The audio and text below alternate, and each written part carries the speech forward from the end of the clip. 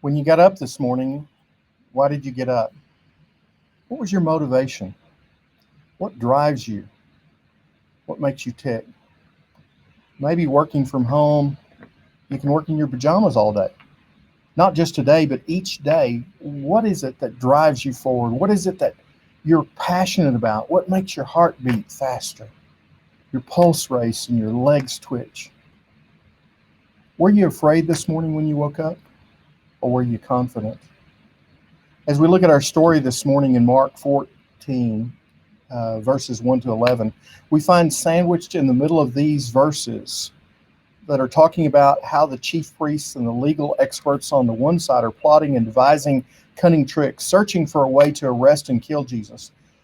On the other side of this set of verses, we find Judas Iscariot plotting to betray Jesus into their hands. Jesus made them all afraid. They were afraid that he would be more popular than they were with the people, that through his words he would sway the people into seeing who they really were instead of the image they sought to project. Some were perhaps, as in the case of Judas, perhaps afraid that Jesus was not who he thought he was. Perhaps, too, he was afraid that Jesus would reveal that he was a thief, stealing from the donations made to Jesus' ministry. Jesus generated fear and loathing in all of these. Fear sows the seeds of hatred in their hearts. Those seeds grew, and the fruit they bore are seen in the reactions of cunning plots, schemes to commit murder, to stop the source of their fear. Then as we come to verse 3, we find that Jesus is at the house of Simon, the leper. Lepers were people that struck fear into the heart of all those that came near, and yet Jesus came. Perhaps as never before, we can now relate to the fear that people had of lepers. No one wanted leprosy. No one wanted to die a horrible, lonely, wasting death, which was what the lot of most of the people with leprosy was. They would be isolated, quarantined from all other human beings, except those that shared their predicament. In the midst of this beautiful and brave action by Jesus, we find a woman who's willing to risk everything to demonstrate love, care, and compassion for the one that others fear and want to kill. Let us read now from Mark chapter 14, verses 1 to 11. I'm reading this morning from the Common English Bible, beginning at verse 1. It was 2 days before Passover and the festival of unleavened bread. The chief priests and legal experts, through cunning tricks, were searching for a way to arrest and kill Jesus. But they agreed that it shouldn't happen during the festival, otherwise there would be an uproar among the people.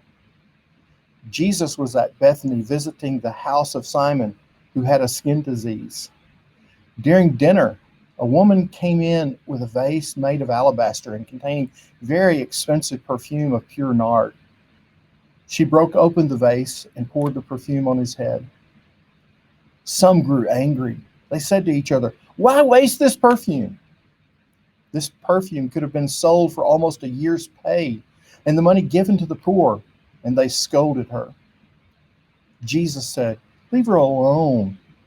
Why do you make trouble for her? She's done a good thing for me. You always have the poor with you, and whenever you want, you can do something good for them, but you won't always have me. She has done what she could. She has anointed my body ahead of time for burial. I tell you the truth, that wherever in the whole world the good news is announced, what she's done will also be told in memory of her."